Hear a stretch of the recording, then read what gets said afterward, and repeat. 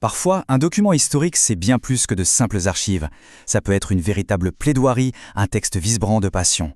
Et c'est exactement le cas avec ce rapport de 1896. Ce n'est pas un bilan annuel, non, c'est une défense acharnée d'une mystique, une femme qui vit une relation très forte, très directe avec le divin et de son incroyable œuvre de charité.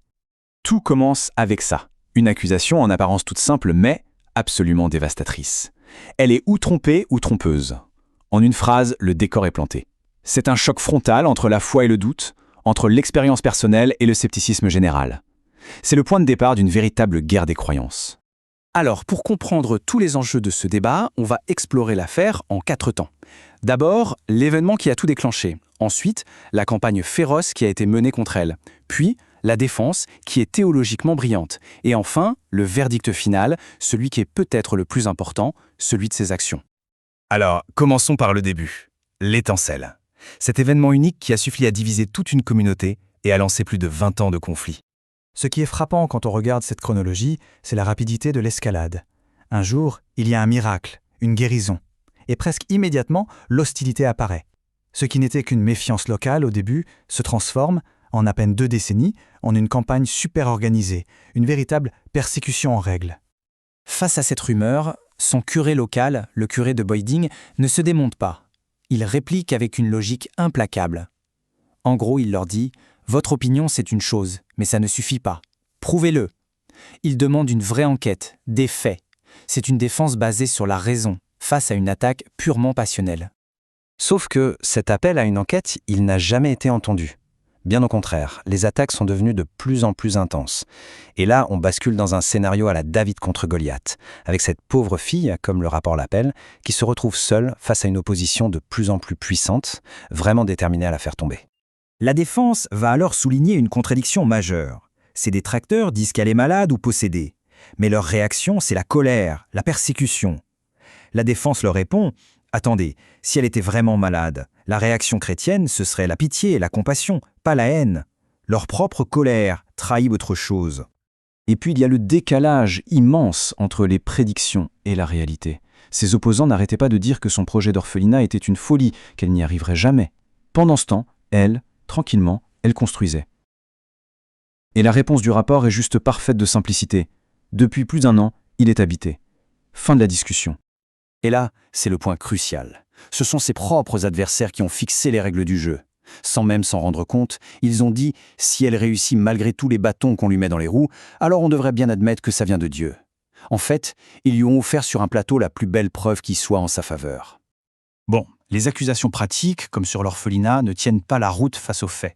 Alors l'opposition change complètement de stratégie. Elle va utiliser une arme bien plus redoutable, bien plus difficile à contrer. L'accusation de désobéissance à l'Église. Et là, les attaques deviennent très personnelles, très administratives. On va chercher la petite bête. On lui reproche d'écrire à son ancien curé, de vouloir lever des fonds sans l'accord de l'évêque, de penser à un voyage. On va même jusqu'à lui reprocher d'avoir des extases devant ses amis. On cherche la faute dans les moindres recoins de sa vie. Et c'est là que le rapport expose une contradiction géniale dans le raisonnement de l'évêque. C'est un vrai piège logique. Le fait même de lui interdire d'avoir des extases, c'est admettre qu'elles sont réelles, qu'elle ne les contrôle pas.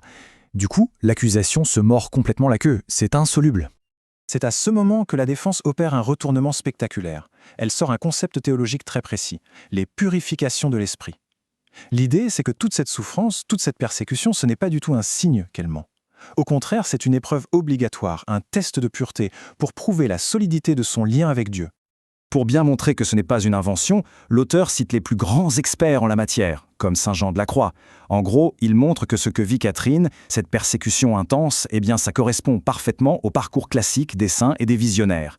Son cas n'est pas une anomalie, c'est une confirmation. Et voici le cœur de l'argumentation. C'est un peu paradoxal, mais très fort. La persécution, surtout venant du clergé, est en fait un signe nécessaire. Pourquoi ? Parce que si l'Église l'avait aidée dès le début, on aurait dit « facile, c'est grâce à eux qu'elle a réussi ». Mais comme elle réussit malgré leur hostilité, ça prouve que la force vient d'ailleurs, du doigt de Dieu. Mais bon, après tous ces grands arguments théologiques, le rapport va revenir à quelque chose de beaucoup plus simple, de beaucoup plus puissant, et finalement d'universel. Après tant d'années de lutte, on sent enfin que le vent tourne. L'auteur du rapport est optimiste, il voit des signes d'espoir partout. Il a le sentiment que la fin de l'épreuve est proche et que toute cette persévérance va enfin payer. Et ces signes sont concrets. Le pape lui-même a béni son projet. Le prince-gouverneur local la soutient. Des gens qui étaient sur la réserve commencent à prendre position pour elle. Des donateurs arrivent.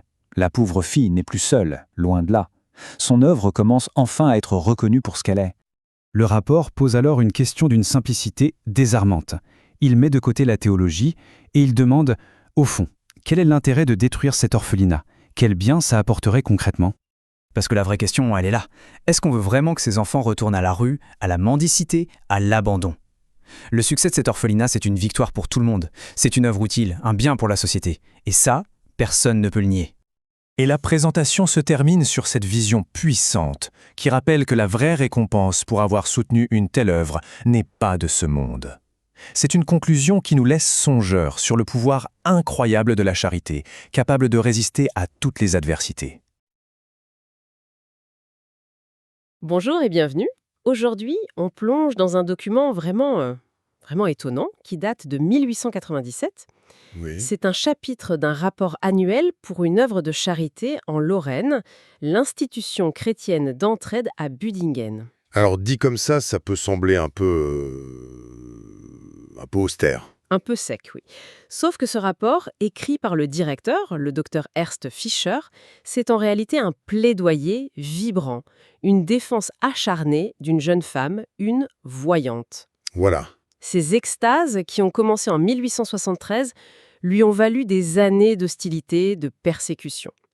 Et le rapport nous met tout de suite dans l'ambiance avec la première accusation.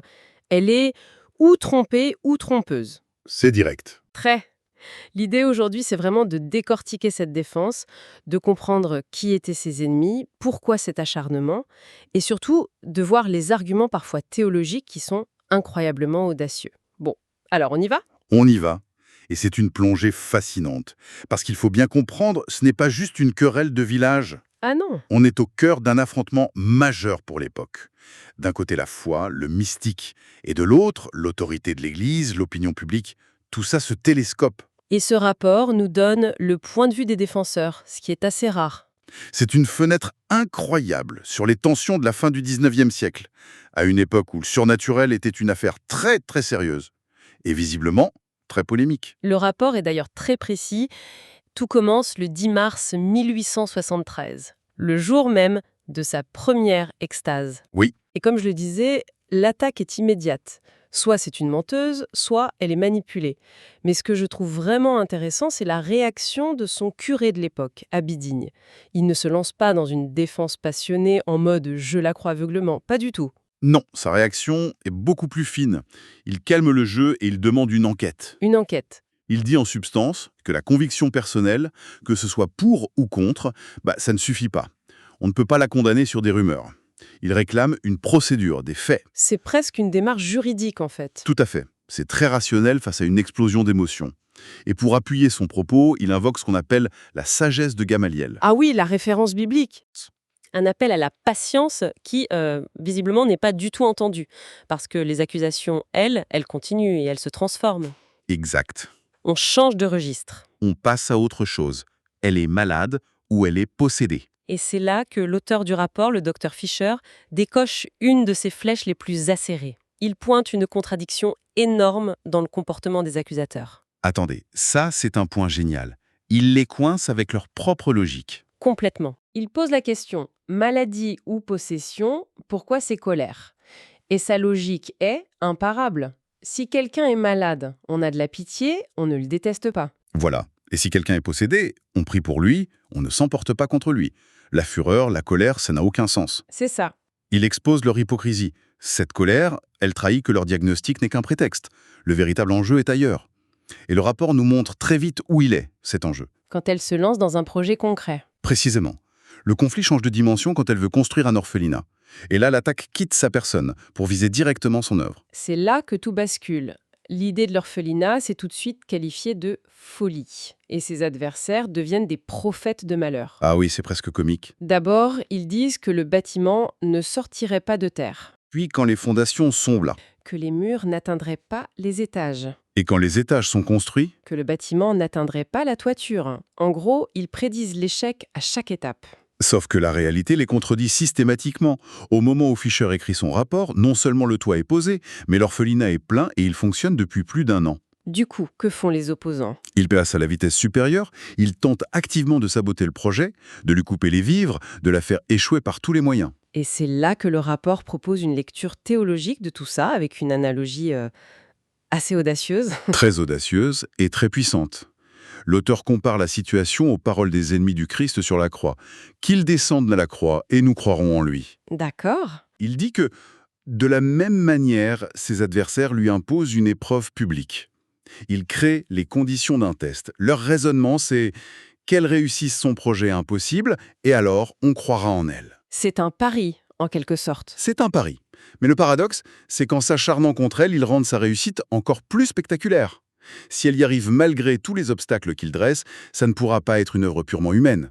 Ils forgent eux-mêmes la preuve de ce qu'ils veulent détruire. D'accord, donc les attaques personnelles et les prophéties de malheur, ça ne marche pas, l'orphelinat se construit. Quelle est la nouvelle stratégie alors? Mais ils changent de tactique et ils font monter le conflit d'un cran. Ils le portent sur le terrain officiel, institutionnel. C'est l'autorité ecclésiastique, l'évêché, qui entre en scène. Et l'accusation change encore? Oui. Ce n'est plus la tromperie ni la folie. C'est la désobéissance. Et là, on a une liste de griefs. Le premier, c'est qu'elle correspond avec son ancien curé. Ça paraît un peu léger. C'est léger, mais ça montre bien la volonté de contrôle. Ensuite, il y a le fait qu'elle a voulu organiser une loterie pour financer l'orphelinat sans l'accord de l'évêque. D'accord. Troisièmement, elle aurait envisagé d'aller à Rome pour plaider sa cause sans permission. Et enfin, le point d'orgue. L'accusation la plus grave à leurs yeux. C'est ça. Elle a continué d'avoir des extases chez elle en présence de ses compagnes alors qu'on le lui avait interdit. Mais on peut interdire des extases si le phénomène est authentique, elle ne le contrôle pas, n'est-ce pas? C'est précisément l'angle d'attaque du Dr Fisher. Et son argumentation est d'une logique implacable. Pour la loterie ou le voyage à Rome, il questionne la juridiction de l'évêque. Il cite en exemple des saints, comme Catherine de Sienne ou François d'Assise, qui n'ont jamais demandé de permission. Il suggère que l'évêché a peur qu'elle aille à Rome, en fait. C'est exactement ça, qu'elle porte l'affaire devant le pape. Mais pour les extases interdites, là c'est le cœur de son argumentation. C'est le coup de génie du rapport. Alors? Il présente à l'évêque un dilemme parfait, sans issue. Il dit, il y a 2 possibilités. Option 1, les extases sont fausses, c'est de la comédie. D'accord. Mais alors, à quoi ça sert de lui donner des ordres? Une menteuse ne va pas obéir. Il fallait faire une enquête il y a 20 ans pour la démasquer, pas lui donner des ordres maintenant. Logique. Et l'option 2, on commande pas à Dieu. Voilà. Et c'est là qu'il assène le coup final. En interdisant un acte à cause des extases, l'évêque est obligé de reconnaître qu'elles existent. Son interdiction devient, malgré lui, un certificat de réalité et d'authenticité. Il valide le phénomène en essayant de le contrôler. C'est un piège logique parfait.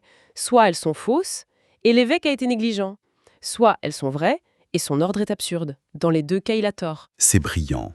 Mais pour être juste avec l'évêque, on peut comprendre sa position, non? Du point de vue de l'institution, une mystique incontrôlable qui lève des fonds. Ça a tout du casse-tête. C'est une lecture possible, oui, celle de l'administrateur qui veut éviter les débordements. Mais le docteur Fisher, lui, ne voit pas les choses comme ça.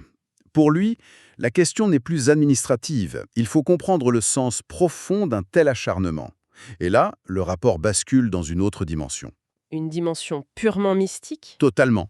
Alors, comment l'auteur explique-t-il cette haine, cette fureur? Parce que la jalousie ou l'orgueil blessé, il dit que ça ne suffit pas pour expliquer 20 ans de persécution contre une pauvrette, une fillette, un rien. Exactement. Pour lui, les motivations humaines sont insuffisantes.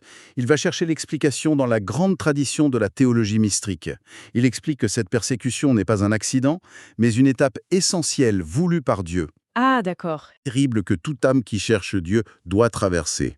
L'opposition n'est plus un obstacle, elle devient le moyen même par lequel l'œuvre s'authentifie. D'accord, donc l'épreuve est nécessaire. Mais qui sont les instruments de cette épreuve? Les démons? Les démons, oui, mais pas seulement. Et c'est là que l'argument devient absolument radical. C'est-à-dire? Il dit que Dieu se servirait aussi des hommes, et pas seulement des méchants. Le rapport insiste, Dieu utiliserait aussi les honnêtes gens, et même des membres du clergé. Le clergé? Oui, ces personnes agiraient comme frappées d'un aveuglement spirituel.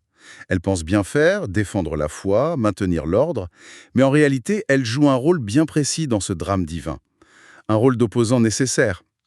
Pour le prouver, il cite d'autres saints qui ont été persécutés par l'Église, comme le curé d'Ars ou sainte Thérèse d'Avila. Attendez, mais c'est vertigineux ce qu'il dit. Pour Fischer, le fait que l'évêque s'oppose à elle, ce n'est pas un problème. C'est la preuve ultime qu'elle a raison. C'est complètement contre-intuitif, mais c'est le cœur de sa théologie. C'est un renversement total. La logique est la suivante. Si le clergé avait applaudi dès le premier jour, tout le monde aurait dit « c'est une belle œuvre d'Église ». Le crédit serait revenu à l'institution. D'accord. Oui, pour que l'origine divine de l'œuvre soit évidente, il faut qu'elle réussisse non seulement sans l'aide de l'autorité, mais malgré son opposition. C'est ce paradoxe qui, selon lui, est si puissant qu'il force les sceptiques à admettre, comme il le dit, que le doigt de Dieu est là. La persécution devient le sceau d'authenticité. Après toute cette noirceur, cette description d'une épreuve de plus de 20 ans, est-ce qu'il y a une lueur d'espoir dans ce rapport, Evelyne? Oui, absolument. La fin du rapport est beaucoup plus lumineuse. Après avoir décrit cette longue nuit, le docteur Fischer annonce qu'il perçoit l'aurore d'un jour nouveau. Il est optimiste. Très. Et il a des raisons. Il mentionne des faits nouveaux, le pape lui-même a béni l'entreprise et, plus surprenant encore, le prince-gouverneur, l'autorité civile, soutient l'œuvre. Pour Fischer, c'est clair, la persécution touche à sa fin. Et le rapport se termine comment? Par un appel à la paix. Par un appel au don, mais formulé d'une manière très particulière, très émouvante. Fischer explique que maintenant que l'œuvre a passé l'épreuve du feu, la soutenir n'est plus seulement un acte de charité. C'est plus que ça. C'est une grâce, une chance de participer à un projet dont l'origine divine a été prouvée. Et il conclut avec une image très forte. Laquelle? Il promet aux bienfaiteurs qu'à leur mort, ils seront accueillis au paradis par la foule des enfants qu'ils auront sauvés. Et ces enfants, devenus comme des anges, leur tendront des couronnes de gloire. C'est une promesse de récompense céleste pour un soutien bien terrestre. Ce texte de 1897 est une construction rhétorique et théologique absolument fascinante. Il prend 20 ans d'opposition et les réinterprète comme la preuve même de la validité de sa cause. C'est une défense brillante. Et ça nous laisse avec une question assez vertigineuse, en fait. Ce rapport est génial, mais il nous montre aussi à quel point il est difficile de faire la part des choses. Quand on est face à un phénomène comme ça, comment distinguer une épreuve divine qui prouve l'authenticité d'une critique parfaitement légitime qui dénonce une manipulation? Ce texte nous donne le cadre de pensée d'un camp, celui des défenseurs. Mais il nous laisse méditer sur l'immense et peut-être insoluble difficulté de discerner la vérité lorsque la foi, l'autorité et le surnaturel entrent en collision de manière aussi frontale.